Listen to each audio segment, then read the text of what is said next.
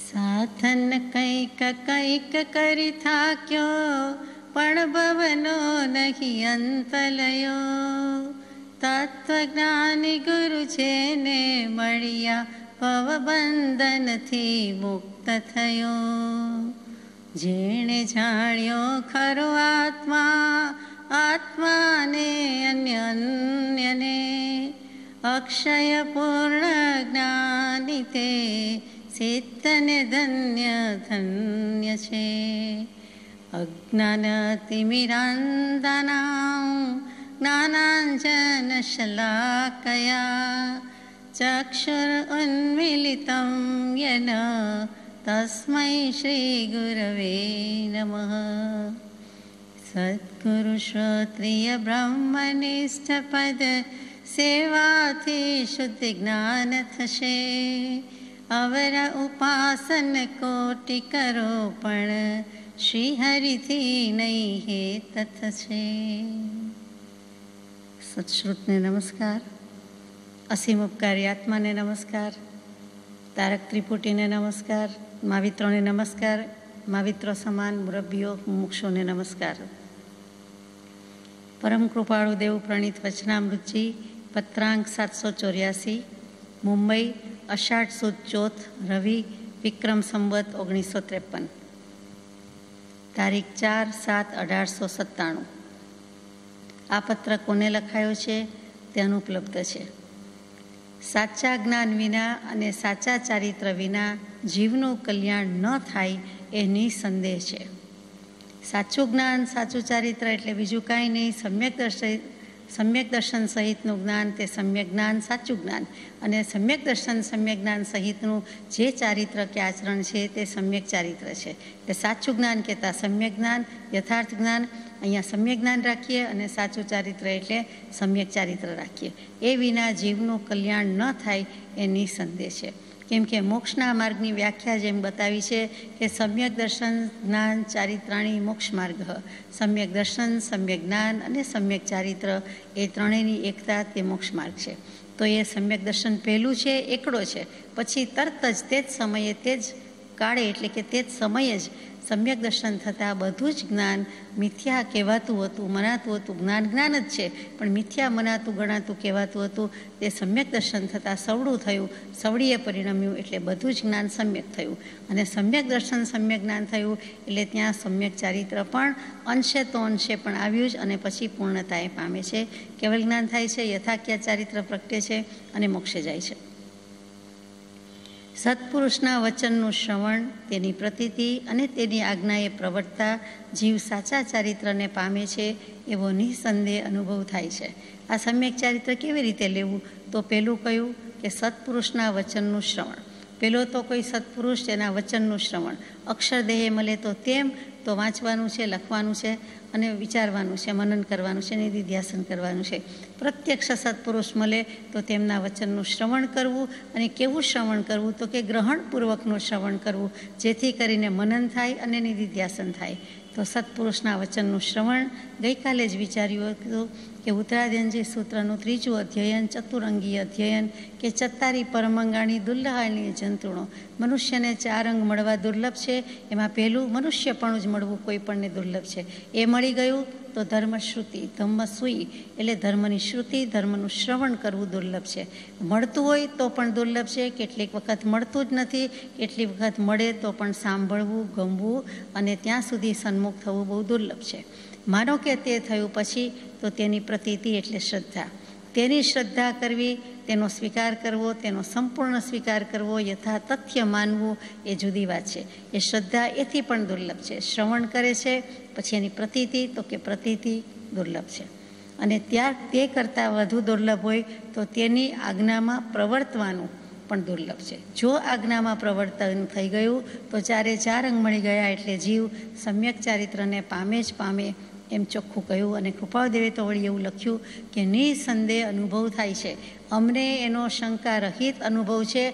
હું શંકા રહિત કહેવામાં અચળ છું કે મને પણ આવો અનુભવ થાય છે, એમ કૃપાળુદેવ કહે છે કે આ પ્રમાણે જ છે. સમ્યક દર્શન છે, સમ્યક જ્ઞાન છે, સમ્યક ચારિત્ર છે, અનુભવી રહ્યા છીએ. આપણે કહીએ કે અમે જમ્યા છીએ, મેં સ્વાદ્યું છે, આસ્વાદ્યું છે, ચાખ્યું છે, ભાવે તેવું જ છે, ગમે તેવું જ છે.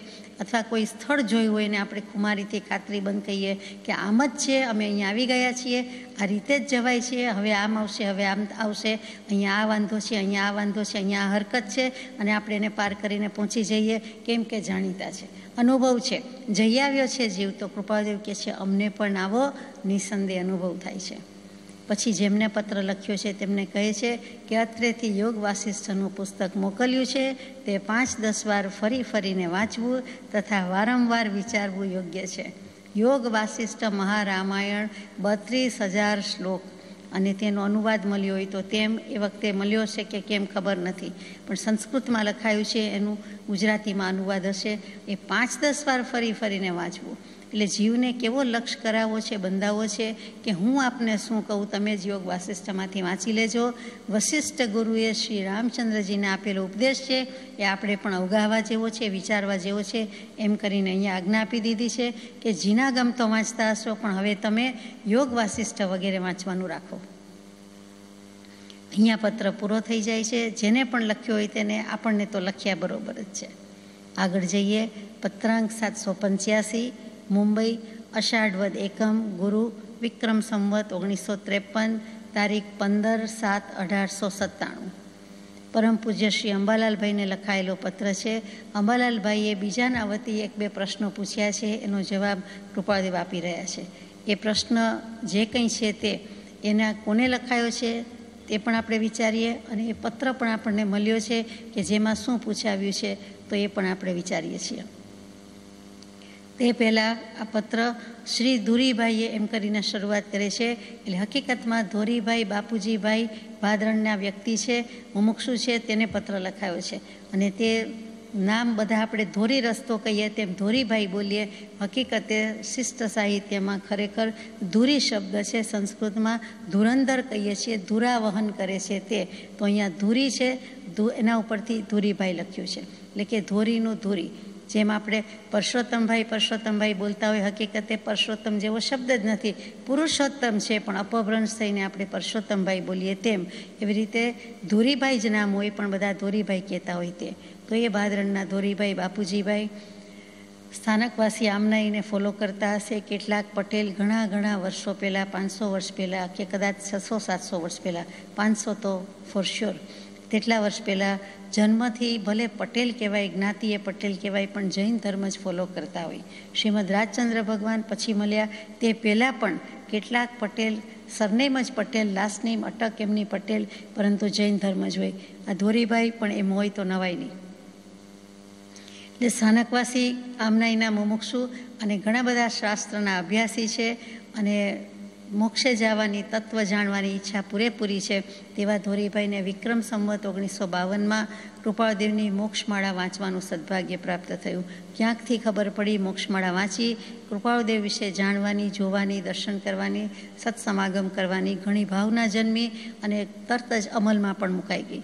પૂજ્ય અંબાલાલભાઈ પાસેથી પણ ઘણી વાત એમણે સાંભળી હતી, એટલે વિશેષ પ્રતીતિ થઈ હતી કે કોઈક આવા સદગુરુદેવ, કૃપાળુદેવ કે પરમાત્મા જેવા છે.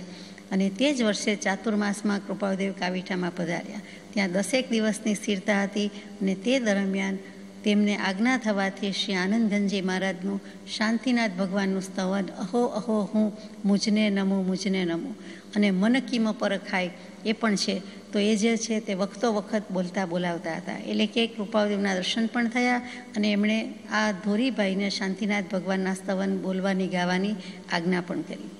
રાત્રિ ભોજન ત્યાગ, બ્રહ્મચર્ય વ્રતની ઉપાસના વગેરે તો ધોરીભાઈના પક્ષે હતું જ, પરંતુ એક તમાકુ સૂંઘવાની ટેવ હતી, એ પણ સૂંઘવાની જ ટેવ હતી, એ પણ કાઢી નાખવાની આજ્ઞા થયેલી, અને એમણે ધીમે ધીમે કાઢી પણ નાખી છે.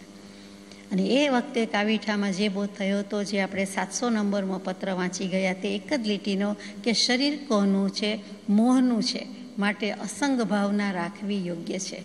શરીર બીજું કાંઈ નથી પણ મોહનું છે અને એના માટે અસંગ ભાવના રાખવી યોગ્ય છે. એટલે જે શરીરથી મુક્ત થવાનું, દેહભાવથી મુક્ત થવાનું, બધા સંગથી અસંગ થવાનું. સંગ કહેતા સંગ છે, કંપની કહીએ, સોબત કહીએ, સંગ કહેતા આસક્તિ પણ છે. તો જે સંગ ભાવ છે, રાગ ભાવ છે, તેનાથી મુક્ત થવાની વાત અદ્ભુત બોધ થયેલો તે વખતે શ્રી ધોરીભાઈ પણ ત્યાં હતા. એમને ઘણી અસર હતી. શ્રી આચારાંગજી, સ્વેગડાંગજી, દર્શવૈકાલિકજી, ઉત્તરાધ્યનજી અને 5મું આગમ પ્રશ્ન વ્યાકરણ સૂત્ર, આ 5 વિચારવાની, વાંચવાની એમને આજ્ઞા મળી હતી. એટલે શ્રુતના અભ્યાસી હતા જ, એમાં કૃપાળદેવ પાસેથી આજ્ઞા મળે એટલે સોનામાં સુગંધ પડી ગઈ. વિક્રમ સંવત 1952ની જ વાત ચાલે છે. ત્યારે રાડજમાં કૃપાળદેવે પર્યુષણ કર્યા, ત્યારે પણ 16 દિવસ સુધી સતત એમના દર્શન અને સત્સમાગમનો લાભ મળ્યો હતો. અને તે વખતે શ્રી મલ્લીનાથ પ્રભુનું સ્તવન કૃપાળદેવે ગાવાની આજ્ઞા કરી હતી. વારંવાર તેઓ શ્રી સારું ગાતા હોવા જોઈએ એમ લાગે છે, અને કાં બુલંદ અવાજ હશે એટલે પછી એ વખતે સ્તવન એમણે ગાયું હતું. અને એક વખત કૃપાળદેવે કાવીઠામાં જ ઘણું કરીને કહ્યું કે ધોરીભાઈ, જીવ અનંત કાળથી આ ઝાડપાનમાં રહ્યો છે. એક મોટું વૃક્ષ હતું, એની બાજુમાં ઊભા રહ્યા અને કહ્યું, ઝાડ સામે જોઈને દયા ખાતા હોય આ જીવો જ છે, કેવા છે અને કેટલી કરુણા છે. અને કહ્યું કે અનંતકાળથી અનંતકાળ સુધી આપણે ઝાડપણે, એટલે કે વૃક્ષ, છોડ, કોઈ પણ વનસ્પતિ કાંઈપણે અનંતકાય રીતે અનંતકાળ સુધી વિચર્યા છીએ. એટલે કે તમે કે હું કે કોઈ પણ જીવની યાત્રા તિર્યંચમાં એને ઘણો જ કાળ કાઢવો પડે છે. પૃથ્વીકાય, અપકાય, તેવકાય, વાવકાય, અગ્નિકાય ને વનસ્પતિકાયમાં એનો ઘણો કાળ જાય છે. એમાંથી ઊંચા આવતા પાર આવતો નથી. માંડ 2 ઇન્દ્રિય થાય, માંડ 3 ઇન્દ્રિય, માંડ 4 ઇન્દ્રિય, માંડ 5 ઇન્દ્રિય અને માંડ મનુષ્ય. અને એમાં પણ ઉત્તમ કુળના કે ઉજ્જવળ કુળના, ઉચ્ચ ગોત્રના અથવા તો સંસ્કારી અને પાછું ધર્મની રુચિ થવી તે તો મહાદુર્લભ છે. એમ કરીને અનંતકાળનું રખડામણની વાત પણ તેમણે કરી દીધી. અને તે જ જગ્યાએ તેમને, એટલે કે તે વર્ષે તે કાવીઠામાં, અગર તો રાડજમાં હશે કદાચ, એ ધ્યાનસ્થ મુદ્રાના ચિત્રપટની પ્રાપ્તિ પણ એમને થઈ હતી. એટલે ધોરીભાઈને શરૂઆત જ જોરદાર થઈ, તરત જ ઓળખાણ પડ્યું. એક પછી એક આજ્ઞા મળતી ગઈ, એક પછી એક આજ્ઞાનું પાલન કરતા ગયા અને એમને ચિત્રપટજીની પ્રાપ્તિ પણ તે વખતે થઈ ગઈ. ધ્યાનસ્થ મુદ્રા એટલે જે 24મા વર્ષની છે તે. અને ટૂંકમાં કહું તો ધોરીભાઈને એવી પ્રતીતિ છે કે કૃપાળદેવ તો પરમાત્મા ખરા જ, પણ એમના એક વચનને ખરેખર વિચારીને પુરુષાર્થ કરવામાં આવે તો આપણને પણ કેવલ જ્ઞાન ઉપજે તેવું છે. એટલો બધો એમને એમના ઉપરનો ભાવ હતો. શાસ્ત્રનો અભ્યાસ હોવા છતાં આગ્રહ કે અભિનિવેશ શાસ્ત્રનો નહોતો. એ મોટી વાત છે, ઘણી મોટી સિદ્ધિ છે. સત્પુરુષ પ્રત્યે એટલો પ્રેમ છે, કૃપાળદેવ પ્રત્યે પારાવાર ભક્તિ છે. અને એમનું એક વચન એવું ટંકોત્કીર્ણ છે. જો આપણે બળિયા થઈએ, સત્પુરુષાર્થ કરીએ તો આપણને કેવલ જ્ઞાન થાય, તો ભગવાનને તો હોય થાય, લઈને જાય, એમાં નવાઈશી છે. એવા ધોરીભાઈની વાત છે. તેમણે અંબાલાલભાઈને કહ્યું હતું, એટલે અંબાલાલભાઈએ પત્રમાં જે પ્રશ્ન પૂછાવેલ તે આપણે વાંચીએ છીએ, પછી કૃપાળદેવનું પ્રત્યુત્તર 785માં શરૂ કરીએ છીએ. તો અંબાલાલભાઈ પૂછાવે છે, તેમાં સીધું જ પ્રશ્ન વાંચું છું કે શ્રી ધોરીભાઈએ પૂછાવ્યું છે કે આ પરમ કૃપાળુ નાથશ્રીના આણંદ અને નડિયાદ ક્ષેત્રના પવિત્ર સમાગમમાં મને જણાવેલું કે, એટલે કે કૃપાળુદેવે ધોરીભાઈને જણાવેલું કે જેમ તું પૂર્વે કરતો હતો તેમ કર્યા કરવું. એટલે કે શાસ્ત્રનો અભ્યાસ, રાત્રિ ભોજન ત્યાગ, બ્રહ્મચર્યની ઉપાસના, એ બધું જારી રાખો, કન્ટિન્યુ કરો. માત્ર લોકને અર્થે કે ફળની ઈચ્છાને અર્થે કે માન પૂજાદી અર્થે કાંઈ પણ કરવું નહીં. માત્ર આત્મહિતાર્થે કરવું. એમ કરવાથી બીજા જીવોને પરમાર્થ પ્રાપ્ત થવાના કારણ મળે અને તને અપૂર્વ હિત થાય, એમ શ્રી મુખ્ય ઉપદેશથી જણાવેલું. જે આજ્ઞા અનુસાર મને તે ક્રિયાદિકમાં ફિકાસ લાગવાથી અને તેમાં રસ નહીં આવવાથી મારાથી તે ક્રિયા કરવાનું બની શક્યું નથી. મને આજ્ઞા તો મળી છે, પણ જે ક્રિયા કરવાનું કહ્યું તેમાં મને ફિક્કું લાગ્યું, ગમ્યું નહીં, જોઈએ તેવું જામ્યું નહીં, પસંદ પડ્યું નહીં, તો મેં કેટલું કર્યું નથી. આ પ્રમાણે કહેવાની વાત છે. અપૂર્વ હિત થાય એવું કહ્યું હતું, પણ મને એ ફિક્કી ક્રિયામાં ફિકાસ લાગવાથી, રસ નહીં આવવાથી તે ક્રિયા કરવાનું બની શક્યું નથી. કવચિત ભાગ્યે જ તે થાય છે, જે માટે હું વારંવાર ક્ષમાપના ઈચ્છું છું. અને મારે કેમ પ્રવર્તવું એ જેમ યોગ્ય લાગે તેમ પવિત્ર આજ્ઞા થયે પરમ કલ્યાણકારી લાભ થયો સમજીશ. એટલે કે મને હવે આજ્ઞા મળશે, બીજી કોઈ આજ્ઞા મળશે તો હું પરમ કલ્યાણકારી સમજીશ, મારી જાતને બળભાગી સમજીશ, પરમ સદભાગી સમજીશ અને મને લાભ થયો એમ સમજીશ. તો પોતાને જીવને સ્વચ્છંદ કેવો છે આમાંથી સમજવા માટે વાત લઈએ છીએ. તોરીભાઈ માફ કરે આપણને કે જે આજ્ઞા કીધી છે, માનવ કેમ કહ્યું હોય કે આજ્ઞા ભક્તિ કરવી, તો કે નીરસ લાગે, ફિક્કું લાગે કે 3 પાઠ રોજ ગાવાના બોલવાના, અથવા રોજ 2-4 સામાયિક કરવાની, અથવા તો આટલું નહીં કરવાનું, તો પછી વિચાર કરવાનો. આ બધું શું છે, એક ગમે તેમ હોય એમને ક્રિયામાં ક્યાંક ફિકાસ લાગી છે, લખ્યું નથી એટલે આપણે વિચારવા માટે છે, કહી શકતા નથી. વળી આત્મદ્રવ્યમાં અગુરુ લઘુપણું રહ્યું છે એનો શો પરમાર્થ તે જાણવાની ઈચ્છા છે. વળી મારા જેવા બાળજીવને વિશેષ સ્પષ્ટતાથી સમજી શકાય તેવો ખુલાસો જાણવા ઈચ્છું છું. પ્રત્યુત્તર મળતા સુધી અત્રે મારી સ્થિતિ થવાનો સંભવ છે એમ શ્રી ધુરીભાઈના કહેવા પ્રમાણે જણાવ્યું છે, જેથી તેમના નમસ્કાર પ્રાપ્ત થાય. હાલ એ જ કામ સેવા ઈચ્છું છું. અલ્પજ્ઞ દીનદાસ અંબાલાલના વિધિપૂર્વક નમસ્કાર.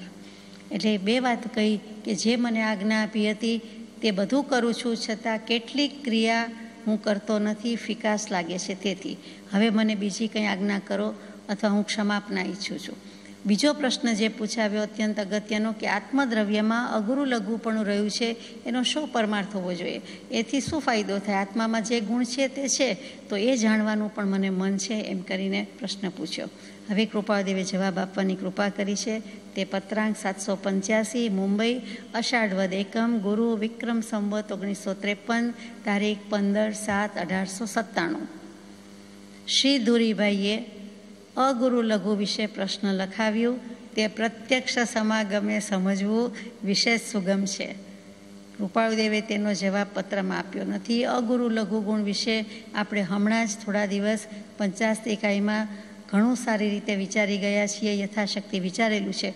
તેમ છતાં અહીંયા શબ્દ છે એટલે આપણે બહુ જ ટૂંકમાં વિચારીએ કે અગુરુ લઘુ ગુણ શું છે. તો કે અગુરુ લઘુ માત્ર એટલો શબ્દ હોય તો નહીં ગુરુ નહીં લઘુ, ગુરુય નહીં ને લઘુય નહીં, હલકુય નહીં ને ભારેય નહીં, હળવુંય નહીં ને ભારેય નહીં, તેનું નામ ગુરુ કે લઘુ. ભારે નહીં ને હલકો નહીં એમ કહીએ છીએ, નાનું નહીં ને મોટું નહીં કહીએ છીએ.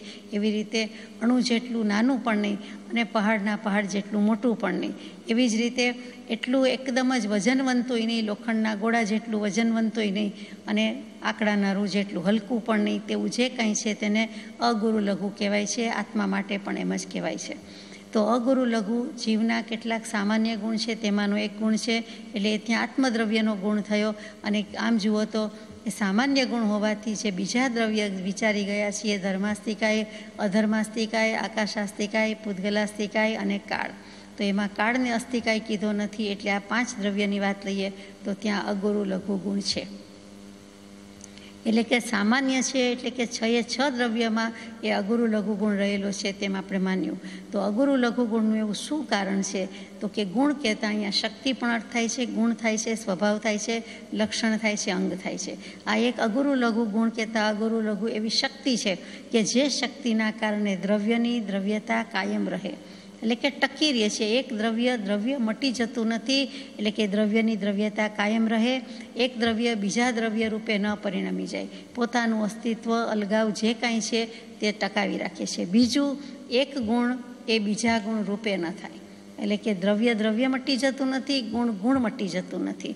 અને ત્રીજું કે દ્રવ્યમાં રહેલા અનંત ગુણો વિખેરાઈ જતા નથી, છૂટા પડી જતા નથી, અલગ અલગ થઈ જતા નથી. એટલે કે બધાને જે સંપ ત્યાં જંપ એવી રીતે બધાને એકઠા કરી રાખે છે. સંપીને સાથે રહેવાનું છે, રહી શકે છે, આ જીવન રહે છે, સનાતન કાળ રહે છે, પરંતુ તે કોઈને એકબીજાને દખલ કરતું નથી. પોતપોતાનો રોલ, પોતપોતાનું કામ બધા અદા કરે છે.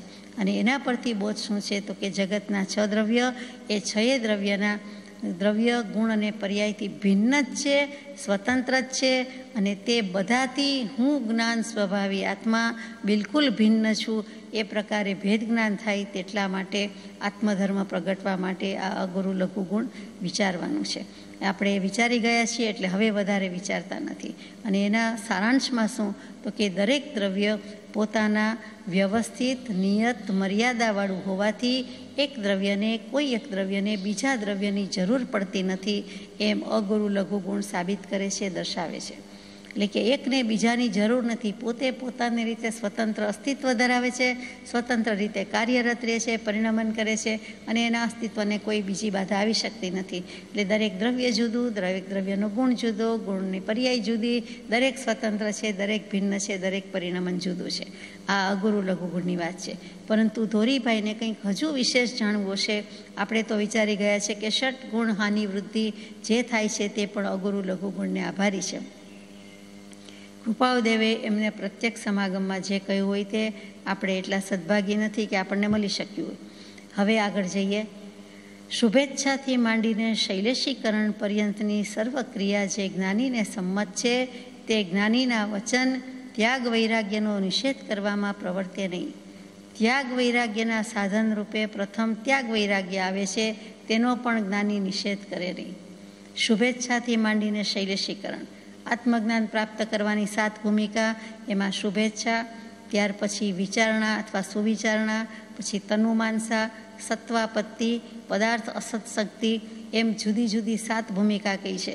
એટલે એ આત્મજ્ઞાનને પ્રાપ્ત કરવાની કહેતા વેદાંત દર્શન મુજબની 7 ભૂમિકા છે અને કૃપાદેવીએ માન્ય કરી છે. એમાં પણ ચોથી ભૂમિકામાં આવે છે, એટલે કે સત્વાપત્તિ, સત્તું આવી પડ્યું, સત્વ આપત્તિ, એટલે કે સત કહેતા આત્માનું અસ્તિત્વ, એટલે કે હે સત, તું ક્યાં હતું આજ સુધી, સમ્યક દર્શન ક્યાં હતું, તું આવી પહોંચ્યું અથવા આવી પડ્યું તો સારું થયું, એમ કરીને જે છે તે ચોથી ભૂમિકામાં સમ્યક દર્શન થાય છે. એ આત્મજ્ઞાનની 7 ભૂમિકા, એટલે કે સમ્યક દર્શન કહો કે આત્મજ્ઞાન એ ચોથી ભૂમિકામાં થાય છે. શૈલેષીકરણની વાત આવી, એ વિતરાગ પરિભાષા છે, એટલે 14મા ગુણસ્થાનકે શૈલેષીકરણ થાય છે તે, એટલે કે છેવટે મન વચન કાયાના યોગ રૂંધીને મોક્ષે જવાનો વારો આવે તે છેવટની ભૂમિકા. 14 ગુણસ્થાનક સુધીની યાત્રા પૂરી થઈ અને છેલ્લામાં છેલ્લું સ્ટેજ 14મા ગુણસ્થાનકના અંતે તે શૈલેષીકરણ છે. એટલે કે વેદાંતથી શરૂ કર્યું, વિતરાગ દર્શનથી પૂરું કર્યું. એટલે વેદાંતથી શરૂ એટલે શુભેચ્છાથી લીધું કે મોક્ષે જવાની શુભ મંગળ કામના થાય, ઈચ્છા થાય, જિજ્ઞાસા થાય અને પછી એને જાણવાનો ને એ પ્રમાણે આચરવાનો, જે પુરુષાર્થ કરે, હેગ નહીં ઉપાધિનો વિવેક કરે, ભેદ જ્ઞાન કરે, આત્મજ્ઞાન કરે, સમ્યક દર્શન લે અને કેવલ જ્ઞાન લઈને મોક્ષે જાય. વચ્ચે શૈલેષીકરણ આવ્યું. ટૂંકમાં 1 થી 100માં જે બધું આવ્યું તે, એટલે કે શુભેચ્છાથી શૈલેષીકરણ સુધીની વેદાંતની રીતે લ્યો કે વિતરાગ દર્શનની રીતે લ્યો, જે કંઈ ક્રિયા છે, મોક્ષે જવાની ક્રિયા કે કામ છે તે જ્ઞાનીને સંમત છે, તે જ્ઞાનીના વચનમાં કદી ત્યાગ વૈરાગ્યનો નિષેધ આવે જ નહીં. ત્યાગ વૈરાગ્ય ઉપશમ તો મોક્ષે જવાના પાયા છે, સમ્યક દર્શનના પાયા છે, એ તો હોવા જ જોઈએ. જેટલી જિજ્ઞાસા જોઈએ એટલો જ વૈરાગ્ય પણ જોઈએ. માત્ર જાણ કરવાની ઈચ્છા હોય તો ન ચાલે, સંસાર પ્રત્યેથી વૈરાગ્ય પણ જોઈએ. અને માત્ર સંસાર પ્રત્યે વૈરાગ્ય હોય પણ કાંઈ જ તત્વ જાણવાની જિજ્ઞાસા ન હોય, ઈચ્છા ન હોય તો એ પણ ચાલે નહીં. ત્યાગ અને વૈરાગ્ય બંને આંખ અને પાંખ જેવા છે. જે જ્ઞાન અને ક્રિયા મોક્ષે જવા માટે આંખ અને પાંખ છે. એક પક્ષીની 2 આંખ અથવા 2 પાંખ જેટલું કામ કરે છે. તો જ્ઞાન ક્રિયાભ્યામ મોક્ષ, જ્ઞાન અને ક્રિયા વડે મોક્ષ થાય છે. તો એમ અહીંયા પણ ત્યાગ વૈરાગ્યનો નિષેધ હોઈ શકે જ નહીં. ત્યાગ વિરાગ અને ચિત્તમાં થાય અને તેને જ્ઞાન અટકે ત્યાગ વિરાગમાં તો ભૂલે નિજ ભાન. માટે કૃપાળુદેવ કહે છે કે અમારો કહેવાનો આશય તમને કોઈ ક્રિયાથી રોકવાનો, સત્ક્રિયાનો નિષેધ કરવાનો કે ત્યાગ વૈરાગ્યના નિષેધનો હોઈ શકે જ નહીં. ત્યાગ વૈરાગ્યના સાધન રૂપે પ્રથમ ત્યાગ વૈરાગ્ય જ આવે છે. ત્યાગ વૈરાગ્ય લેવા માટે પણ એનું સાધન શું હોવું જોઈએ, તો કે એનો સાધનમાં પણ પહેલો નંબર ત્યાગ વૈરાગ્યનો જ આવે છે અને તેનો પણ જ્ઞાની નિષેધ કરે જ નહીં. કોઈ એક જડ ક્રિયામાં પ્રવૃત્તિ કરી જ્ઞાનીના માર્ગથી વિમુખ રહેતા હોય અથવા મતિના મૂઢત્વને લીધે ઊંચી દશા પામતા અટકતા હોય અથવા અસત સમાગમથી મતિ વ્યામોહ પામીને અન્યથા ત્યાગ વૈરાગ્યને ત્યાગ વૈરાગ્યપણે માની લીધા હોય, તેના નિષેધને અર્થે કરુણા બુદ્ધિથી જ્ઞાની યોગ્ય વચને તેનો નિષેધ કવચિત કરતા હોય તો વ્યામોહ નહીં પામતા તેનો સદહેતુ સમજી યથાર્થ ત્યાગ વૈરાગ્યની ક્રિયામાં અંતર તથા બાહ્યમાં પ્રવર્તવું યોગ્ય છે.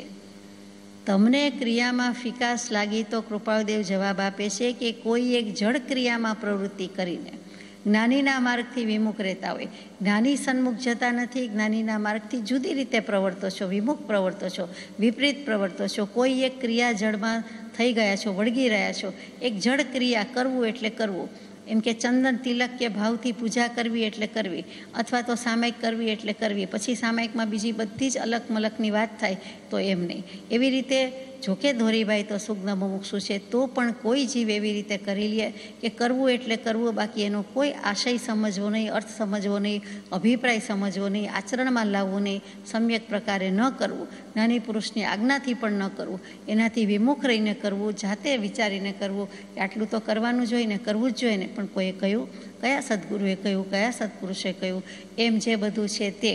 એટલે જળ ક્રિયામાં પ્રવૃત્તિ કરીને પાછું જ્ઞાનીના માર્ગથી વિમુખ રહેતા હોય, અથવા મતિના મૂઢત્વને લીધે, એટલે કે ધોરીભાઈને કહેવામાં આવે છે આવા શાસ્ત્ર અભ્યાસી ક્ષપ સંબંધ હોવા છતાં મતિનું મૂઢત્વ, એટલે કે બુદ્ધિ હજી જોઈએ તેવી નથી ચાલતી, બીજામાં ચાલે છે, તો મતિની મૂઢતા એટલે મતિની મંદતા નહીં પણ મૂર્ખાઈ જ કેવું છે કે જે માર્ગે જવાનું છે, મોક્ષે જવું જોઈએ, એના માટે કલ્યાણ થાય એવા કામ કરવા જોઈએ, એવા ભાવ રાખવા જોઈએ, એની બદલે સંસાર વધે તેવું કરો તો એ મૂળતા નથી તો બીજું શું છે. આપણે કહીએ મારે ઈષ્ટમાં જવાનું છે, પૂર્વ દિશામાં છે, આ ઘર અથવા આ મંદિર અથવા આ જગ્યાએ જવાનું છે, એ પૂર્વ દિશા જ હોય તેમ છતાં કંપાસ બતાવતું હોય, હોકાયંત્ર બતાવે, કોઈને પૂછો તો કે પણ આ તો પૂછવું નહીં, અથવા તો કોઈ પૂછે તો પણ એને સમજ્યા વિના, સાંભળ્યા વિના આપણી જ દિશામાં જઈએ, ના હું આમથી જ ગયો હતો, આમથી જ જવાય, મને આમ જ કહ્યું છે, ત્યાં આપણી મૂળતા જ છે, બીજું કાંઈ નથી. પછી વાળ્યા વળીએ નહીં પણ હાર્યા વળીએ, પછી આવે નહીં એ ઘર મંદિર મકાન, એટલે આપણે પછી પૂછીએ કે આ પાછા આવીએ. તો અહીંયા એમ જ કહે છે કૃપાળદેવ કે આજ સુધી અનાદિકાળથી સ્વચ્છંદ પ્રતિબંધથી પરિભ્રમણ કર્યું છે, વિપરીત બુદ્ધિ આડી આવી છે, મિથ્યાત્વ આડું આવ્યું છે, તો મતિની મૂળતાને લીધે ઊંચી દશા પામતા અટકતા હોય. તો અમે શું કરીએ? તમારે આગળ જવું છે, આગળ જઈ શકો તેવા છે, પણ તમે પૂછતા નથી, કહેતા નથી, તો મતિની મૂળતાને લીધે તમે ઊંચી દશા, આત્માની આબાદી, ઉન્નતિ કરતાં અટક્યા છો, અટકતા હોય. અથવા અસત સમાગમથી મતિ વ્યામોહ પામી ગઈ હોય. અસત સમાગમ જેનો કરવાનો છે ત્યાં સત્સંગ કરવાની બદલે, સમાગમ કરવાની બદલે ખોટો, ખરાબ તો કેવું ઠીક લાગતું નથી, પણ મોક્ષે ન લઈ જાય તેવો અસત, એટલે કે કલ્યાણ ન થાય તેવો અસત સમાગમથી તમારી મતિ વ્યામોહ પામી ગઈ હોય. તો વ્યામોહ એટલે શું? તો કે શ્રી ભગવદ્ ગીતામાં આવે શ્રી કૃષ્ણજી અને અર્જુનજી વચ્ચે, અર્જુનને ઘણો બધો ઘેરો વિષાદ છે, તે વખતે શ્રી કૃષ્ણજી પરમાત્મા ફરમાવે છે કે તમને આ વિષાદ છે, આ ખેદ અને વિષાદનું મિશ્રણ થયું છે, એનું નામ વ્યામોહ છે. આ તમે ગભરાવ છો, તમને આકુળ વ્યાકુળતા છે, એટલે કે વ્યાકુળતા વધી ગઈ છે. વી વત્તા આ વત્તા મોહ, મોહ એટલે મૂંઝાવું, આ એટલે બધી બાજુથી, વી એટલે વિશેષ, ચારે તરફથી મૂંઝાયેલા હતા, એમાં વિશેષ મૂંઝાઈ ગયા છો, એટલે કે આકુળતા એટલે રાધર વ્યાકુળતા છે, વ્યામોહ એટલે વ્યાકુળતા. તો તમે વ્યાકુળ થઈ ગયા છો, આપણે આકુળ વ્યાકુળ બોલીએ છીએ, અહીંયા વ્યાકુળ રાખીએ, તો તમે વ્યાકુળતાથી વર્તી રહ્યા છો, મતિ પ્રવર્તી રહી છે. અહીંયા વ્યાકુળતા એટલે બીજું કાંઈ નથી, મિથ્યા ભ્રાંતિ એટલે મિથ્યા મોહ. ભ્રાંતિ એટલે જ ભ્રમ, એટલે કે ન હોય તેને માની લેવું. ઝાંઝવાના જળમાં, મૃગજળમાં કહીએ કે ચોક્કસ પાણી છે, સંસારમાં સુખ નથી, છતાં ચોક્કસ કહીએ કે સંસારમાં સુખ જ છે, અમને સુખ જ છે. શેનું સુખ છે? આત્માનું સુખ છે તો ધન્યવાદ, બાકી સુખ શેનું છે? તો પણ આપણે આવી રીતે કહેતા હોઈએ છીએ, નથી અને માની લઈએ છીએ. કોઈ વસ્તુ, જગ્યા, વાત આપણી નથી, કોઈ વ્યક્તિ આપણી નથી, તેમ છતાં આપણે કહીએ બધા મારા, પરિવાર, સ્વજનો કોઈ મારા નથી, છતાં આપણે કહીએ મારા. આપણો શરીર પણ આપણું નથી, એકમાત્ર આપણો આત્મા, એકમાત્ર આપણો ભાવ એ જ આપણું છે, એમ કરવાની બદલે બીજા બધાને પરમાં બુદ્ધિ કરી અને મારું માનીએ છીએ, એ મોહ છે, ભ્રાંતિ છે, ભ્રમ છે, મિથ્યાત્વ છે. અને અહીંયા તો કૃપાળદેવે વ્યામોહ કીધું. ધોરીભાઈ મિથ્યા ભ્રમને મહત્ત્વ સમજે છે, ભ્રાંતિનું મહત્ત્વ સમજે છે, તો લખે છે કે એથી તમે વ્યાકુળ છો. તમને અસત સમાગમથી કદાચ મતિ વ્યામોહ પામી ગઈ છે, એટલે કે ઊંધી ચાલે છે, વિપરીત બુદ્ધિ થઈ ગઈ છે, અને વ્યાકુળતા વશ તમે અન્યથા એટલે કે બીજે ત્યાગ વૈરાગ્ય પણ એ માની લીધા છે. જેમાં ત્યાગ વૈરાગ્ય નથી તેમાં તમે ત્યાગ વૈરાગ્ય માની લીધા હોય. તમે કહેતા અહીંયા માત્ર ધોરીભાઈ નથી, એમના પ્રશ્નનો જવાબ છે એટલે એમનું નામ લેવાઈ જાય છે, કેમ કે એમણે પૂછાવ્યું છે, એમનું તો નામ અને નિમિત્ત માત્ર છે, આપણને પણ કહેવામાં આવ્યું છે. આપણે કહીએ કે 5 જ દ્રવ્ય ખાઈએ છીએ, 5 જ દ્રવ્ય વાપરીએ છીએ, 25 વર્ષથી આમ છે, 50 વર્ષથી આમ છે, એક જ વસ્તુ વાપરીએ છીએ, પણ એક વસ્તુ પ્રત્યેની મમતા કેટલી છે કે રોટલી ગરમા ગરમ જ જોઈએ કે રોટલો ગરમા ગરમ જ જોઈએ, અથવા આટલું એમાં રોટલીઓમાં ઘી હોવું જોઈએ, અથવા આટલા વાગ્યે જ જમવા બેસવું જોઈએ, અથવા આવી બધી જે ભાવના છે કે લાગણી છે, અથવા તો જે દૃઢ આગ્રહ થઈ ગયો છે એ વ્યામોહ નથી તો શું છે? તે ત્યાગ વૈરાગ્ય નથી. પછી એ વસ્તુ પ્રત્યેનો મોહ કે આ 10 વસ્તુ બનાવી છે પણ મારે 5 જ લેવાની છે, તો 2 ભેગી કરીને વાપરીએ એ ઠીક કહેવાય? એક જ શાક વાપરવાનું હોય તો 3 શાક બનાવ્યા હોય તો 2 કે 3 શાક બધા મિક્સ કરી નાખીએ અને એને આપણે એક જ દ્રવ્ય એક જ વસ્તુ ગણીએ તો એ તો આત્મવંચના છે. એ કંઈ તપ ત્યાગ નથી, એ બાહ્ય ઠઠારો છે. એ બીજાને એમ લાગે કે કેટલો ત્યાગ છે, કેવા સાદા છે, 1-2 વસ્તુથી ચલાવે છે કે 5 દ્રવ્ય જમે છે, અને એ સાદાઈના વ્રતનું લોકોની કહેવાથી જીવને અભિમાન પણ સ્ફુરે છે. એ વ્યામોહ છે. હું ધર્મ ધ્યાન કરું છું, મને સાદાઈ છે, સંયમ છે, આટલો તપ છે, ત્યાગ છે, અને પછી પડે છે. એટલે કે એને આવી નાની નાની અનેક બાબતનું અભિમાન હોય છે. એક જ વખત જમે છે અથવા તો આટલું જ વાપરે છે, 2 કોળિયા જ વાપરે છે, સારી વાત છે, સંયમ છે, પરંતુ તેમાં લયું સ્વરૂપ અને વૃત્તિનું ગ્રહ્યું વ્રત અભિમાન ગ્રહે નહીં પરમાર્થને લેવા લૌકિક માન. આ લૌકિક માન કીર્તિ પૂજા અર્થે આવું થઈ જાય છે, પણ વૃત્તિનું સ્વરૂપ પોતે ચકાસ્યું નથી. હું મિષ્ટાન નથી ગાતો, મિષ્ટાન કે મીઠાઈ છોડીને ફરસાણમાં કેટલી પ્રીતિ છે. ગળ્યું કદાચ શરીર માટે અનુકૂળ નથી ને વાપરતા નથી એમ નહીં, પણ આ તો મને ત્યાગ છે અને હું વાપરતો નથી એમ થઈ જાય. તો તે વખતે કેટલાકને મીઠું વાપરવાનો ત્યાગ હોય, મીઠું ન વાપરે, અને તેમ છતાં એનું પણ અભિમાન આવી જાય કે મને મીઠા વિના આટલા વખતથી ચાલે છે, બિલકુલ વાપરે નહીં, ધન્યવાદ છે. પરંતુ પછી એવો એક ભાવ વેદાઈ જાય છે, અભિમાન વેદાઈ જાય છે. તો કૃપાદેવ કહે છે, પ્રભુશ્રીજી કહે છે, બ્રહ્મચારીજી કહે છે એમ તો નહીં. તો પછી થોડા વખતે બાધા નિયમ બદલો. હવે મરચાં વિના ચલાવો, હવે આ વસ્તુ વિના ચલાવો, હવે આ વસ્તુ વિના ચલાવો. એકલું મીઠું નહીં, કોઈ એક વસ્તુના ત્યાગથી આપણે એના વિના ટેવાઈ જઈએ છીએ. તો આ તો બાહ્ય તપ ત્યાગ થયા. તો એમ નહીં કરતા, અને એને લોકો પણ ચડાવે, લૌકિક સંજ્ઞા છે, અણસમજણ છે, અજ્ઞાન છે કે કેવા ત્યાગી છે, કેટલો બધો ત્યાગ છે. એના કરતાં કોઈ એક વ્યક્તિ ગમે તેટલી વસ્તુ આવી હોય પણ કોઈ લક્ષ્ય દીધા વિના, કોઈ ઉપયોગ રાખ્યા વિના જે પણ જમ્યા હોય તે શેની દાળ કે શેનું શાક છે એમાં કોઈ પણ લક્ષ્ય ગયા વિના એમ જ જમી લે, રસ સ્વાદના ત્યાગપૂર્વક જમી લે, તો એ વ્યક્તિ આગળ છે. ભલે કદાચ 5ની બદલે 10 વસ્તુ વાપરે, પણ એમાં કોઈ ઉપયોગ લક્ષ્ય નથી, સ્વાભાવિક જે વાપરે છે તે છે. આ તો એક નાનું દૃષ્ટાંત છે, પણ સમજવા જેવું છે. તો જ્યાં ત્યાગ વૈરાગ્ય નથી ત્યાં ત્યાગ વૈરાગ્ય માની લીધા હોય અને તેના નિષેધને અર્થે કરુણા બુદ્ધિથી જ્ઞાની યોગ્ય વચને તેનો નિષેધ કવચિત કરતા હોય, તો જ્ઞાની એમ પણ કહે કે તમારે એવી બાધા આજ્ઞા રાખવાની જરૂર નથી. એવા પછખાણ કરતાં તમે કંઈક સ્વાધ્યાય કરો, ભક્તિ કરો, સમજો, વિચારો અને આગળ જાઓ. અથવા ખરેખર શું સ્વરૂપ છે, જેમ અગુરુ લઘુગુણનું સ્વરૂપ સમજ્યા એમ ત્યાગ વૈરાગ્ય જ્ઞાની પુરુષ કોને કહે છે, સાચો ત્યાગ શું છે, સાચો વૈરાગ્ય શું છે, સાચો ઉપશમ શું છે, એ સમજવાનો પ્રયાસ કરવા માટે તમને કદાચ એવી આજ્ઞાનો નિષેધ કર્યો હોય, એવી ક્રિયાનો નિષેધ કર્યો હોય, તો વ્યામોહ નહીં પામતા, એટલે કે ગભરાઈ નહીં જતા, વ્યાકુળ નહીં થઈ જતા, તેનો સદહેતુ સમજી એની પાછળનો સાચો આશય સમજો, જ્ઞાનીનો અભિપ્રાય સમજો, અને યથાર્થ ત્યાગ વૈરાગ્યની ક્રિયામાં અંતર તથા બાહ્યમાં પ્રવર્તવું યોગ્ય છે. બાહ્યથી પણ પ્રવર્તન કરો અને યથાર્થ આત્માને ભૂલ્યા સિવાય, આત્માને લક્ષ્યમાં રાખીને, ઉપયોગમાં રાખીને, કેન્દ્રમાં રાખીને ત્યાગ વૈરાગ્ય કરવું. બીજા કોઈ માટે કરતા નથી, આત્માર્થે કરું છું એટલું મેળવણ નાખવાની વાત આવી. અને એમાં આંતરિક ત્યાગ પણ કરવાનો છે, બાહ્ય પણ કરવાનો છે. બાહ્ય કરો ત્યારે બાહ્ય લક્ષ્ય નહીં હોતા, અંતરલક્ષ્ય કરવું. અને અંતરલક્ષ્ય કે અંતર ત્યાગ કોને કીધો કે આત્મ પરિણામનો અન્ય પદાર્થથી તાદાત્મ્ય અધ્યાસ નિવર્તવો, તેને શ્રીજીન ત્યાગ કહે છે. કે પોતાના આત્મ પરિણામ સામે અન્ય પદાર્થ, એમાં તાદાત્મ્યવત ન થઈ જવું, એટલે કે તન્મય નહીં થઈ જવું, તદ્રૂપ નહીં થઈ જવું, અને તો પછી તેને શ્રીજીન ત્યાગ કહે છે. એટલે આ વ્યામોહની વ્યાખ્યા કરી છે. તો તેનો સદહેતુ સમજી યથાર્થ ત્યાગ વૈરાગ્યની ક્રિયામાં અંતર તથા બાહ્યમાં પ્રવર્તવું યોગ્ય છે. અહીંયા આ ધોરીભાઈવાળા પ્રશ્નનો જવાબ પણ પૂરો થાય છે. ત્યાર પછીનો પત્ર છે પત્રાંક 786, તે પરમ ઉપકારી પરમ પૂજ્ય પ્રભુશ્રીજીને લખાયો છે. તે લઈએ. મુંબઈ, અષાઢ વદ એકમ, ગુરુ વિક્રમ સંવત 1953, તારીખ 15/7/1897.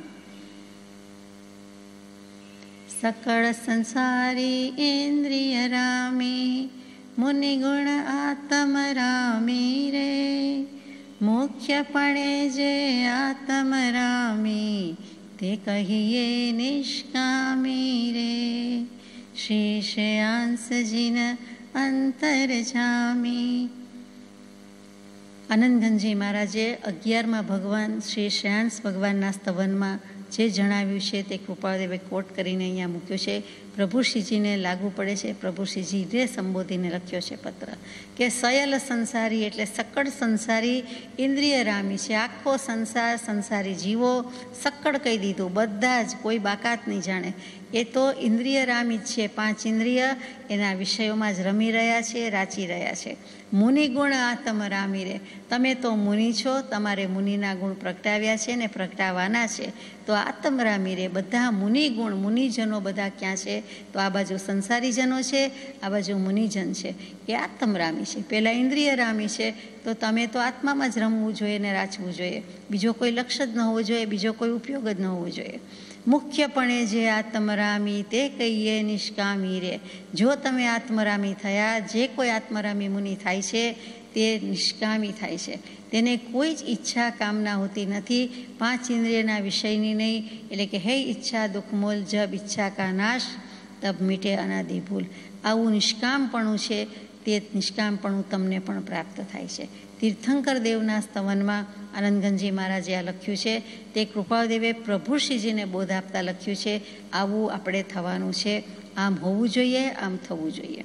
એટલે અહીંયા નિષ્કામીપણાની આજ્ઞા કરી દીધી કે ઈચ્છા સહિત રહેવું ઘટતું જ નથી. અહીંયા વિહાર કરવું તો ઠીક, અથવા કયા ક્ષેત્રમાં વિહાર કરવું તો યોગ્ય, એવી કોઈ જ ઈચ્છા રાખવા જેવું નથી, બાંધવા જેવું નથી. સામાન્ય માર્ગદર્શન બરોબર છે, સામાન્ય વિકલ્પ કરવો પડે તે ઠીક છે, પરંતુ પછી એમાંથી પણ બહાર આવી જવાનું છે. આર્ય સૌભાગની અંતરંગ દશા અને દેહમુક્ત સમયની દશા હે મુનિઓ તમારે વારંવાર અનુપ્રેક્ષા કરવા યોગ્ય છે.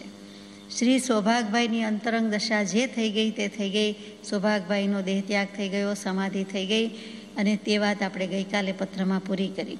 હવે તો કૃપાળદેવ યાદ કરીને લખે છે. કોને? તો કે પ્રભુશ્રીજીને, કે આર્ય સૌભાગની અંતરંગ દશા જે હતી તે મહામુનિવરોને નિશ્ચલ એવી અસંગ દશાપૂર્વક, મહામુનિવરોને દુર્લભ એવી નિશ્ચલ અસંગ દશાપૂર્વક નિજ ઉપયોગમય સ્થિતિ કરીને જે સમાધિને વર્યા છે તે શ્રી સૌભાગભાઈની દશા.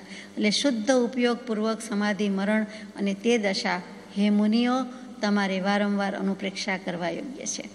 વારંવાર આની પાછળ જવાનું છે, ફોલો કરવાનું છે, અને વારંવાર ભાવના કરવાની છે. અનુપ્રેક્ષા, ભાવના, અનુપ્રઈક્ષ, જોતા જવાનું છે, અવલોકતા જવાનું છે, પ્રસંગે પ્રસંગે, પદે પદે, નિમિત્તે નિમિત્તે, કે મને એવો સમાધિ ભાવ છે. અને છેવટે આત્મપ્રદેશોને છૂટા પડવાનો વારો આવે ત્યારે એ સમાધિ ભાવ રાખવો, ટકાવવો મહાદુર્લભ છે. શ્રી સૌભાગભાઈ જે પહેલેથી યાત્રા શરૂ કરી હતી એ આપણે પૂરી થઈ ગઈકાલે, અને તે પત્રોના બોધથી ખબર છે આપણને કે કેવું કહેતા હતા, કેવું પૂછતા હતા, કેવા ભાવ કરતા હતા, અને એ કામના ઈચ્છા રહિત કરીને છેવટના માર્ગ સુધી, છેક સુધીના માર્ગ સુધી પહોંચાડી દીધા છે. મોક્ષમાં ચાલતા કરી દીધા છે. તમારે વારંવાર અનુપ્રેક્ષા કરવા યોગ્ય છે કે એવા ગૃહવાસમાં રહેલા શ્રી સૌભાગભાઈ કૃપાળદેવથી 44 વર્ષ મોટી પાઘડીવાળા, અને તે સાયલાવાસી સૌભાગભાઈ ભગતના ગામના મોટા ભગત થઈ ગયા. તેમની અંતરંગ દશા કેટલી અદ્ભુત હતી, દેહમુક્ત સમયની દશા કેવી શુદ્ધ હતી, અને તેવી અસંગતાપૂર્વક જે અને ઉપયોગપૂર્વક દેહ છોડ્યો છે તે તમારે પણ અનુપ્રેક્ષા કરવા યોગ્ય છે. એમ કરીને જે પછીની કોઈ હાથનોંધમાં કેમ આવવું જોઈએ કે હે મુનિઓ, કેવળ સમવસ્થાનરૂપ સ્થિતિ ન થાય ત્યાં સુધી તમે ધ્યાન અને સ્વાધ્યાયમાં લીન રહો. એટલે કે કેવલ જ્ઞાન ન થાય ત્યાં સુધી, કેવલ સમવસ્થાનરૂપ સ્થિતિ, કેવળ સ્વભાવનું જ્ઞાન ન થાય, કેવળ નિજ સ્વભાવનું અખંડ વર્તે જ્ઞાન, એવી દશા ન થાય ત્યાં સુધી ધ્યાન અને સ્વાધ્યાયમાં રત રહો, લીન રહો. હે મુનિઓ, દ્રવ્યથી, ક્ષેત્રથી, કાળથી અને ભાવથી અસંગપણે વિચરવાનો સતત ઉપયોગ સિદ્ધ કરવો યોગ્ય છે.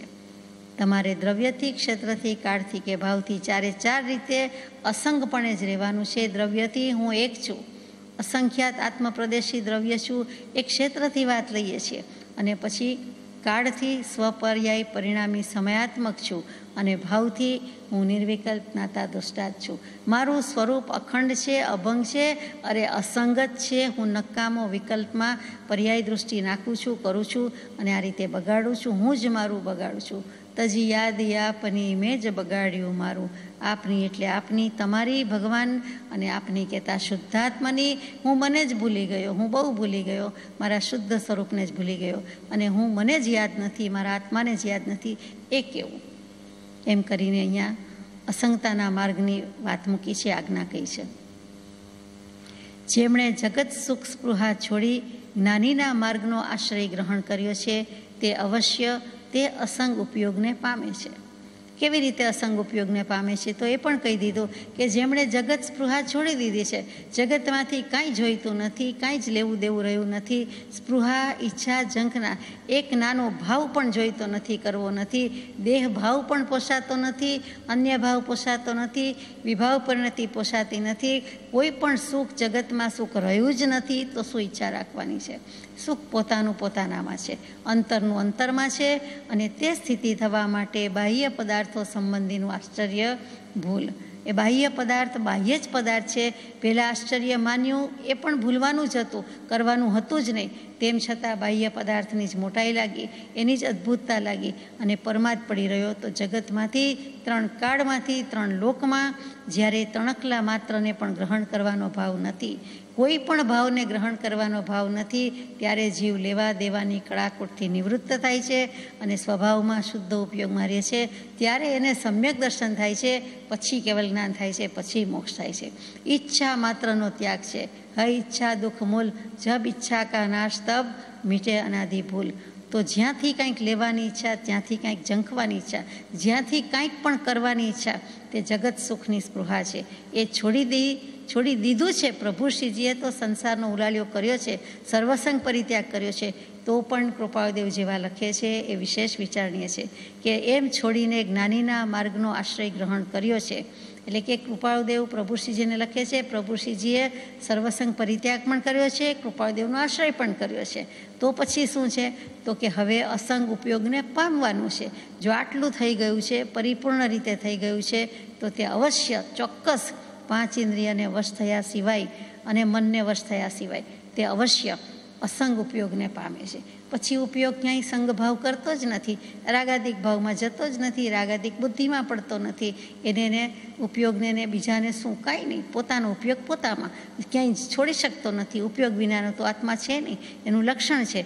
તો પરમાં ન જાય, વિભાવમાં ન જાય, તો જાય ક્યાં? તો કે શુદ્ધિમાં, પોતાના શુદ્ધાત્મા દ્રવ્યમાં જ પોતાનો ઉપયોગ રહી જાય છે. જે શ્રુતથી અસંગતા ઉલ્લસે તે શ્રુતનો પરિચય કર્તવ્ય છે. જે શ્રુતથી અસંગતા ઉલ્લસે, અસંગતા એટલે કોઈ કંપની નહીં, તે સોબત નહીં, તે સંગાત નહીં, તે એ તો ઠીક છે, પણ અસંગતા એટલે અનાસક્તિ. સંગ ભાવ જ નહીં, આસક્ત ભાવ જ નહીં, રાગાદિક ભાવ નહીં, રાગાદિક બુદ્ધિ નહીં, તેનું નામ અસંગતા છે. એટલે કે પોતાને પોતાનો સંગ, તો કે આત્માને આત્માના ઉપયોગનો જ સંગ છે, બીજો કોઈ સંગ નહીં. કશાય વગેરે પડેલા છે તેનો પણ સંગ નહીં. તેનો ઉદય આવે તો પણ એ જોડાતો નથી, એની કંપની માણતો નથી, માનતો નથી. તેનું નામ અસંગતા છે. તો જે શ્રુતથી, જે શાસ્ત્ર વાંચનથી, જે વચનામૃતજીથી કે જે ગ્રંથથી પણ જે કાંઈ શ્રુત કીધું છે એટલે શ્રુત જ રાખીએ છીએ. અસંગતા ઉલ્લસે, એમાં પછી વાંચીએ કે સાંભળીએ કે લખીએ કે ગાઈએ, પણ જે અસંગતા ઉલ્લસી જવી જોઈએ, ઉલ્લાસપૂર્વક થવી જોઈએ, એના વીર્ય પ્રગટી જવું જોઈએ. એટલે કે ઉત્સાહ, ઉલ્લાસ, વીર્ય, શક્તિ, યોગ, આ બધા જ વીર્યના પર્યાય શબ્દો છે, ઉલ્લાસના પર્યાય શબ્દો છે. એટલો ઉત્સાહ આવી જાય છે, એટલા ઉછાળા મારે છે. શું કામ? તો કે પોતાનું વીર્ય કે પોતાનું જે કંઈ ભાવ છે એ તો ઉછાળા મારે જ છે. એ પોતાના સ્વભાવની એટલી શક્તિ છે જ. વૈભાવિક શક્તિમાં જો એટલું શક્તિ આવી ગઈ, અથવા તો એને આપણે શક્તિ તરીકે સ્વીકાર કર્યો, તો સ્વાભાવિક શક્તિમાં કેટલું બધું હોય. જો વૈભાવિક શક્તિનું બળ એટલું આપણે ગણતા હોઈએ, તો સ્વાભાવિક શક્તિનું બળ કેટલું હોય? કેમ કે સંપૂર્ણ સ્વાભાવિક જ્ઞાન તે કેવલ જ્ઞાન છે અને આ સ્વભાવથી થાય છે. સર્વજ્ઞતા અને સર્વદર્શિતા કોઈ પણ જીવને સ્વભાવથી પ્રગટે છે, સ્વાભાવિક ભાવથી પ્રગટે છે, બીજા કોઈથી પ્રગટતી નથી. જેને આપણે કેટલીક વખત પારિણામિક ભાવ કહી દઈએ છીએ, પરમ પારિણામિક ભાવ કહી દઈએ છીએ.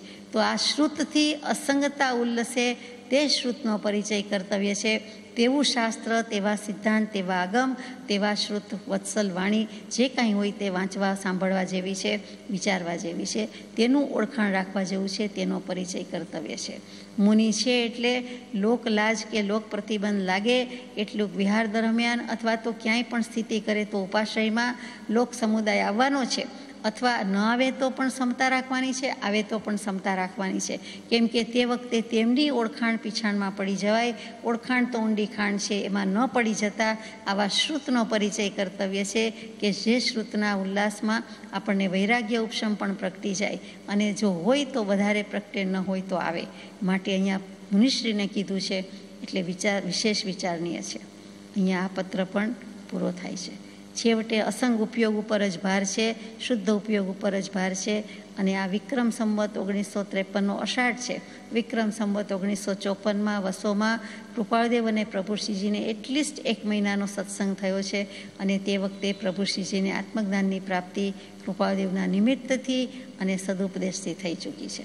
એટલે કે હવે થવું છે, હવે ઉપયોગ પર લાવી ગયા છે કૃપાળદેવ.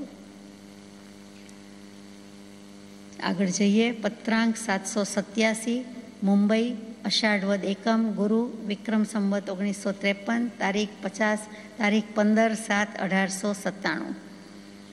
ઓમ. આ પ્રસ્તુત પત્ર પૂજ્ય શ્રી ધારશીભાઈને લખાયો છે. મોરબીના first class magistrate Dharshibhai Kushalchandbhai Sanghvi. Shri સૌભાગના દેહમુક્ત સમયની દશા વિશેનું પત્ર લખ્યું તે પણ અત્રે મળ્યું છે કે શું સૌભાગભાઈની દશા હતી, કેવો શુદ્ધ ઉપયોગ હતો, કેવો અસંગ ઉપયોગ હતો, અને કેટલી સુંદર રીતે બધાને ખમાવીને, અને કુટુંબીજનોએ પણ તેમને નમસ્કાર કરીને ખમાવીને વિદાય લીધી છે. તે પુત્રો વગેરે, પરિવાર વગેરે પણ ખૂબ જ આજ્ઞાંકિતપણે વર્તતું હતું, અને સૌભાગભાઈ પ્રત્યેની વત્સલતા અને ભક્તિ દેખાતી હતી. એક મુરબ્બી તરીકે એમણે જે કુટુંબને નભાવવાની જવાબદારી અદા કરી હતી, સફળતાપૂર્વક અદા કરી હતી, તે જ કુટુંબ પ્રત્યે નિસ્નેહ થઈને છેલ્લે આ મોહ દશા ખંખેરી નાખીને કૃપાળદેવના બોધનું દાન શિર પર શિરોમાન્ય કરીને એમણે જે દશા, નિશ્ચલ દશાથી જે દેહ છોડ્યો છે તેનું વર્ણન કર્યું છે. તે ધારશીભાઈએ તેમની રીતે કર્યું છે, તે પણ અત્રે મળ્યું છે. એ પહેલાં પૂજ્ય અંબાલાલભાઈએ કર્યું હતું, કેમ કે બંને તેમની સેવામાં કહો કે સાનિધ્યમાં ઉપસ્થિત હતા. સૌભાગભાઈના સમયે, અંત સમયે આ બધા પહોંચી ગયા હતા અને હતા જ. અંબાલાલભાઈ તો 4 દિવસ સુધી પહોંચી ગયા હતા. 2 દિવસ મોડા પડ્યા, તેમ છતાં ઓછો સત્સંગ થયો, ઓછું સાનિધ્ય થયું, પરંતુ જે કરવાનું હતું તે તો સૌભાગભાઈએ કર્યું છે. 4 દિવસ રહેવાયું હોત તો સૌભાગભાઈને એમ હતું કે મારે કેટલુંક અંબાલાલભાઈને કહી દેવું છે તે હું કહી શક્યો હોત, પણ અંબાલાલભાઈ તમે મોડા આવ્યા, હવે એ કહેવાનો વખત નથી, શારીરિક સ્થિતિ એવી નથી કે હવે હું કાંઈ કહી શકું. મને સ્મરણ આપો છો પણ હવે આપશો નહીં, હું મારા ઉપયોગમાં જ છું, નિજ ઉપયોગમાં જ લીન થાઉં છું. આર્ય સૌભાગની બાહ્ય અભ્યંતર દશા પ્રત્યે વારંવાર અનુપ્રેક્ષા કર્તવ્ય છે. આર્ય સૌભાગની બાહ્ય અને આભ્યંતર દશા, આભ્યંતર દશા ઉપર તો ઉપયોગ રાખવાનો જ હોય, અનુપ્રેક્ષણીય જ હોય, પણ બાહ્ય દશા પણ જે હતી એવા વિકટ સંયોગમાં, ઉપાધિના ભીડામાં પણ તે પુરુષે કૃપાળદેવની જેમ કલ્યાણ કર્યું છે. તો તે કર્તવ્ય છે, તેનું અનુપ્રેક્ષણ કર્તવ્ય છે. વળી પ્રશ્ન પૂછાવ્યો છે તેમાં કર્મગ્રંથનું સંક્ષેપ સ્વરૂપ લખ્યું છે, તે પણ અત્રે મળ્યું છે. ધારશીભાઈ કર્મગ્રંથનો સાદ્યંત અભ્યાસ કરી રહ્યા છે. એમાં કેટલાક નાના મોટા પ્રશ્ન થતાં પૂછાવ્યું હતું. પ્રદેશબંધનો પ્રશ્ન પૂછાવ્યો હતો, કૃપાળદેવે સુંદર જવાબ આપ્યો. એ પત્ર આપણે વાંચી ગયા છીએ. અને ત્યાર પછી કૃપાળદેવે આજ્ઞા પણ કરી કે કર્મગ્રંથમાં મૂંઝાતા નહીં મૂંઝાતા આ 6 ભાગ સાદ્યંત વિચારવાની આજ્ઞા છે, વિનંતી છે કે તમે વાંચશો.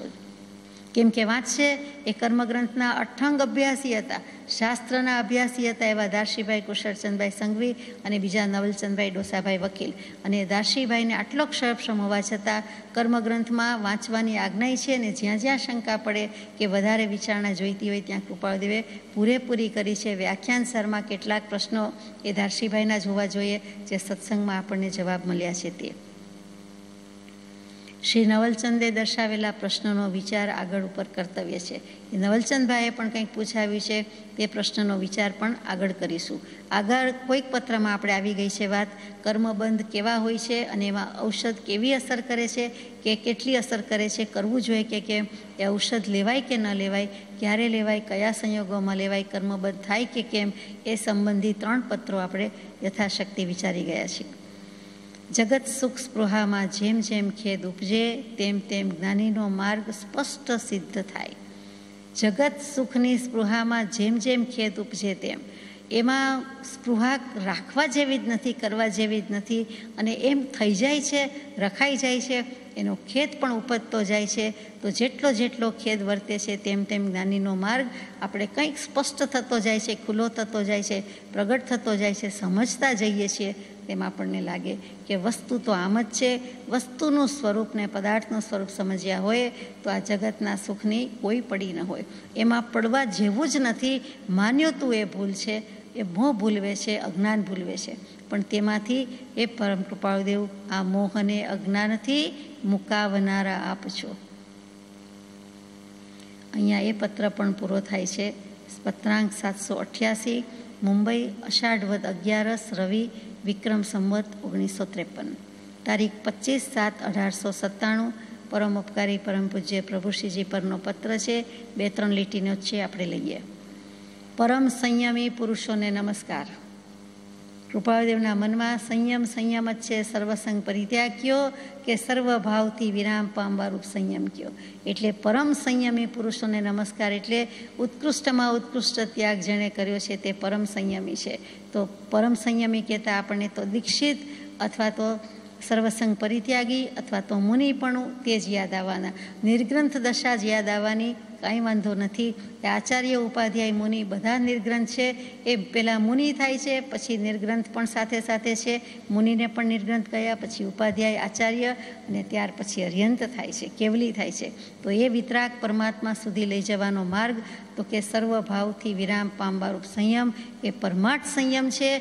દેખીતી દીક્ષા તો પ્રભુશ્રીજીની છે જ, બાહ્ય દીક્ષા તો છે જ. હવે અંતરથી ખરા અર્થમાં નિર્ગ્રંથ પદની પ્રાપ્તિ કરવા માટે જે કોઈ પુરુષાર્થ કરવાનો છે તે મૂક્યું છે. અને જે પુરુષો કરી ચૂક્યા છે તેમને કૃપાળુદેવે નમસ્કાર કર્યા છે. આજ સુધીના બધા જ સંયમી પુરુષોને નમસ્કાર આવી ગયા. પંચ પરમેષ્ઠીને જ નમસ્કાર આવી ગયા. આમ જુઓ તો અસારભૂત વ્યવહાર સારભૂત પ્રયોજનની પેઠે કરવાનો ઉદય વર્ત્યા છતાં જે પુરુષો તે ઉદયથી ક્ષોભ ન પામતા સહજ ભાવ સ્વધર્મમાં નિશ્ચળપણે રહ્યા છે તે પુરુષોના ભીષ્મ વ્રતનું વારંવાર સ્મરણ કરીએ છીએ. સર્વ મુનિઓને નમસ્કાર પ્રાપ્ત થાય. આ ભીષ્મ વ્રત શું છે? તો કે ભીષ્મ વ્રત એટલે ભીષ્મ તો આપણે એક જ જાણીએ છીએ, તે ભીષ્મ વ્રત કયો કે ભીષ્મ પ્રતિજ્ઞા કયો, તે ભીષ્મની જ વાત આવી છે. ભી સંસ્કૃતમાં ધાતુ છે, એટલે ભી એટલે ક્રિયાપદ છે. ડરવું, ડરાવવું, ભય પામવું તે. અને ભીષણ એટલે ભયાનક, અને ભીષણ ઉપરથી ભીષ્મ શબ્દ આવ્યો કે ભયાનક પ્રતિજ્ઞા કરી ગયા, ભયંકર પ્રતિજ્ઞા કરી ગયા, કોઈ ન કરી શકે એવી પ્રતિજ્ઞા કરી છે, તેનું નામ ભીષ્મ છે. પછી ભીષ્મ શિવજી માટે પણ વપરાય છે, કોઈ રાક્ષસ પિશાચ માટે પણ વપરાય છે. એ બધાનું આપણે અહીંયા અભિપ્રેત નથી, કામ પણ નથી. આ તો સ્વાભાવિક વાત થઈ. તો મહાભારતના ભીષ્મની વાત છે, પાંડવ કૌરવના ભીષ્મની વાત છે. શાંતનું રાજા, તેને ગંગાથી ઉત્પન્ન થયેલા પુત્ર રત્ન, તે ભીષ્મની વાત છે. કે ગંગાજીને થયેલા 8 પુત્રો, એમાં ભીષ્મ સૌથી નાના પુત્ર. ગંગાને કોઈ પ્રતિજ્ઞા હતી એટલે પહેલાં 7 પુત્રને પોતે પોતાના હાથે જળ સમાધિ આપી દીધી, પાણીમાં પધરાવી દીધા, ડૂબાડી દીધા. અને 8મા પુત્ર ભીષ્મને શાંતનું રાજાએ પધરાવા ન દીધા, બચાવી લીધા. એટલે ગંગાની પ્રતિજ્ઞાનો ભંગ થયો, એટલે ગુસ્સામાં શાંતનું રાજાને છોડીને ચાલી નીકળી. પછી એ જ શાંતનું રાજા મત્સ્યગંધ્યા નામની મત્સ્ય કન્યા, માછીમારની કન્યા, એના પર આસક્ત થયા. અને એના અનુસંધાનમાં ભીષ્મ પ્રતિજ્ઞા લે છે કે મત્સ્યગંધ્યા, જેનું બીજું નામ સત્યવતી છે, એને જો આવી ઈચ્છા છે, એષણા છે કે મારો પુત્ર યુવરાજ બને કે મારા પુત્ર જ રાજ કરે, આ ભીષ્મ છે તે નહીં ચાલે. તો આ પાટવી કુંવર જ્યેષ્ઠ પુત્ર તો ભીષ્મ કહેવાય. તો ભીષ્મ કહે છે કે હું આજીવન બાળ બ્રહ્મચારી જ રહીશ, આજીવન બ્રહ્મચર્ય વ્રતની ઉપાસના કરીશ, અને મારી કોઈ પેઢી જ નહીં હોય, કોઈ સંતાન લક્ષ્મી જ હશે નહીં. એટલે આપ સુખેથી જેમ કરવું હોય તેમ કરો. એટલે પોતે આજીવન બ્રહ્મચર્ય વ્રતની પ્રતિજ્ઞા લીધી. તેનું નામ ભીષ્મ વ્રત, તેનું નામ ભીષ્મ પ્રતિજ્ઞા. એનું બાળપણનું નામ આમ તો દેવવ્રત હતું, પરંતુ આવી પ્રતિજ્ઞા લીધી ત્યારથી તેઓ ભીષ્મ કહેવાયા, એ આપ જાણો છો. અને પછી સત્યવતીના જે 2 પુત્ર થયા તે ચિત્રાંગદ અને વિચિત્રવીર્ય.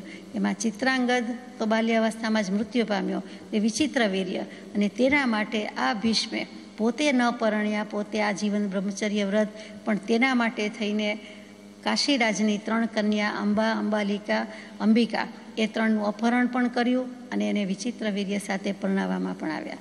અને ત્યાર પછી તો પાંડવો અને કૌરવોની ઉત્પત્તિને આપ બધું જાણો છો કે એમાંથી આ પાંડવો વગેરે થયા, પાંડવો થયા તે. અને તે પછીની વાતમાં એટલું જ કે મહાભારતમાં યુદ્ધ ખેલાય છે, પાંડવો કૌરવો બરાબર લડી રહ્યા છે, ભીષ્મ કૌરવના પક્ષે છે, એ પણ જાણો છો. અને આપણે જાણીએ છીએ અર્જુનજીએ શિખંડીની સહાય વડે યુદ્ધમાં ભીષ્મને ઘાયલ કરી દીધા. અર્જુનના બાણાવળી અર્જુનથી જ ભીષ્મ શરશૈયા પર પડી રહ્યા છે, એટલે કે શરશૈયા એટલે શર એટલે બાણની શૈયા પર પડી રહ્યા છે. અને તે ભીષ્મ પ્રતિજ્ઞા, એક તો આજીવન વ્રત હોવાથી ભીષ્મ કહેવાયા, અને બીજું એમને પોતાના પિતાશ્રી પાસેથી ઈચ્છા મૃત્યુનું વરદાન મળ્યું હતું કે તમે જ્યારે ઈચ્છશો ત્યારે મૃત્યુને ભેટશો. એટલે ઘણા વર્ષના આયુષ્ય, લાંબા આયુષ્ય પછી હવે શરશૈયા પર છે, પણ કહે છે કે મારે હમણાં મરવું નથી. એટલે કે શરશૈયા પર તો બાણને અણીને ભાલા ભૂંકાતા હોય એવી વેદના છે, પથારી જે છે, અને તેમ છતાં કહે છે કે હું હમણાં મરવાનો નથી, હમણાં દેહ છોડવાનો નથી. તો કેવી રીતે છોડવાનો છે? તો કે મને આ મકર સંક્રાંતિમાં સૂર્ય પ્રવેશ કરે, એટલે કે સૂર્ય જે રાશિમાં સંક્રમણ કરે છે, મકર રાશિમાં પ્રવેશે છે તે પહેલાં, એટલે કે ઉત્તરાયણમાં પ્રવેશ પામે તે પહેલાં, એટલે ઉત્તરાયણમાં પ્રવેશી કરવામાં એમાં મારે મોત જોઈતું નથી, પણ તે પહેલાં જેના ઉપરથી આપણે કદાચ કમૂરતા કહીએ છીએ, ધનાર્કને, મીનાર્કને વગેરે, 14 ડિસેમ્બરથી 14 જાન્યુઆરી એ કમૂરતામાં જવું નથી એમ કહીએ તો ખોટું નહીં. અથવા ત્યાર પછી જ કમુહૂર્ત કે કમૂરતા શરૂ થયા હોય એ પણ માનવા યોગ્ય છે, જે હશે તે. પણ મારે અમુક વખતે સૂર્ય જ્યારે પસાર થાય, એટલે કે ઉત્તરાયણમાં મકર રાશિ વખતે નહીં, પરંતુ વસંત અને વિષુને પસાર કરી જાય ત્યારે જ હું પ્રાણ ત્યાગ કરીશ. અને તેમ જ કર્યા આ ઈચ્છા મૃત્યુ, કે ત્યારે જ હું પ્રાણ ત્યાગ કરીશ, કે દેહ છૂટશે કે પ્રાણ છૂટશે.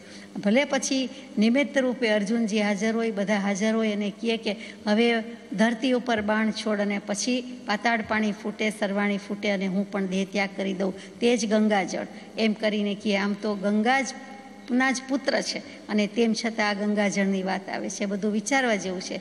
આ ભીષ્મ વ્રત, આ ભીષ્મ પ્રતિજ્ઞા, પોતાનો સંયમ, પોતાનું બુદ્ધિમત્તા, પોતાના સંકલ્પની દૃઢતા અને ઈશ્વરની અનન્ય ભક્તિ જો કોઈને હોય તો ત્યાં સુપ્રસિદ્ધ ભીષ્મને હતી. એટલે કે આત્મા માટે રહ્યા, આપણને એમના ચરિત્રમાંથી ઉપસે કે નહીં, પણ એમની વાત તો આવી છે.